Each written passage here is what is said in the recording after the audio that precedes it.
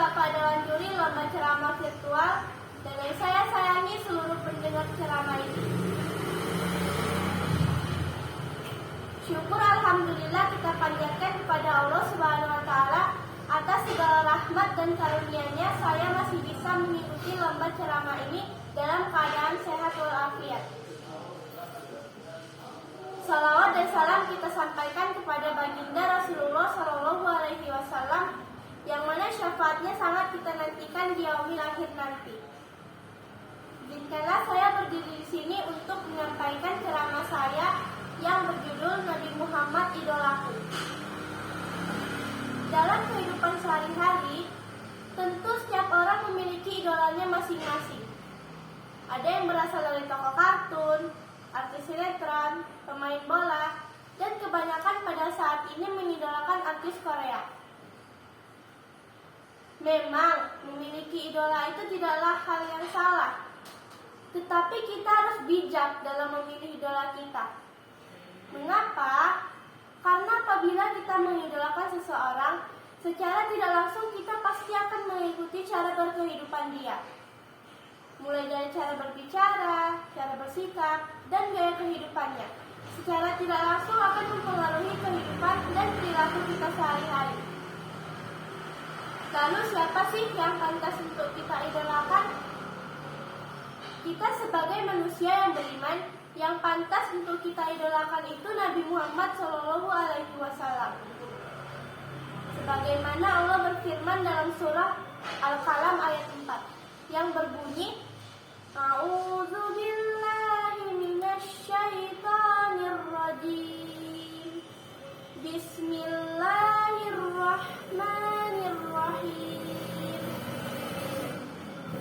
Wa innaka la'ala khuluqin 'adzim. Yang artinya, dan sesungguhnya engkau benar-benar berbudi pekerti yang agung. Dan Nabi Muhammad juga pernah bersabda yang diriwayatkan dalam hadis riwayat Al-Baihaqi dari Abu Hurairah radhiyallahu anhu yang artinya, sesungguhnya aku diutus hanya untuk menyempurnakan kemuliaan akhlak. Jadi teman-teman sekalian, kita ambil dari dua riwayat yang saya sebutkan tadi. Maka Nabi Muhammadlah yang pantas untuk kita idolakan. Karena kemuliaan akhlak beliau yang telah ditunjukkan beliau dalam kehidupan sehari-hari. Sebagai contoh, suatu hari Nabi hendak pergi ke masjid, di mana beliau melewati jalan satu-satunya menuju masjid. Di situ Rasulullah selalu mendapat hinaan, cacian, bahkan dilempar kotoran. Namun Rasulullah tidak pernah membalasnya maupun mengeluh. Dan ternyata pada suatu saat Rasulullah mendapat kabar bahwa yang sering melempar kotoran terhadap beliau sedang sakit. Apakah ketika mendengar kabar tersebut Nabi merasa senang?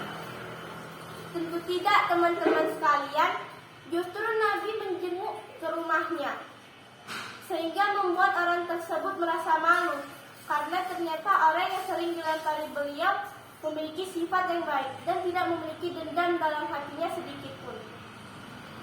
Dan karena sifat Rasulullah yang beginilah, maka ajaran Islam bisa diterima dan menyebar luas hingga saat ini. Itu masih satu riwayat yang bisa kita jadikan contoh. Masih banyak riwayat-riwayat lain yang bisa kita pelajari dan kita jadikan contoh pula. Bahkan dalam keadaan perang pun Nabi Muhammad tidak hanya memikirkan diri sendiri dan umat Islam, tetapi juga memikirkan orang-orang kafir yang memeranginya juga. Sebagaimana di tengah perang, ketika Rasulullah terluka, dia tidak henti-hentinya mengusap darah beliau agar tidak menetes ke tanah. Sehingga sahabat bertanya, mengapa Rasulullah melakukan hal tersebut? Dan Rasulullah menjawab dengan lemah lembut, aku mendengar apa yang tidak kalian dengar. Malaikat penjaga gunung berkata, kalau ada setetes darahku menyentuh bumi, maka Allah akan menurunkan azab dari langit kepada mereka yang memerangiku. Dan sahabat kembali bertanya, mengapa engkau tidak mendoakan para musuh Allah celaka? Rasulullah kembali menjawab, "Sungguh aku tidak diutus untuk melaknat, tetapi menyebarkan rahmat kepada semesta alam."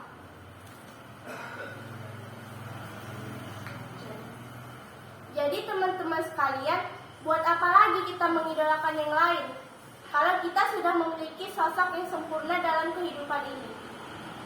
Nggak perlu lagi kita mengidolakan artis K-pop, bintang film, bahkan superhero sekalipun.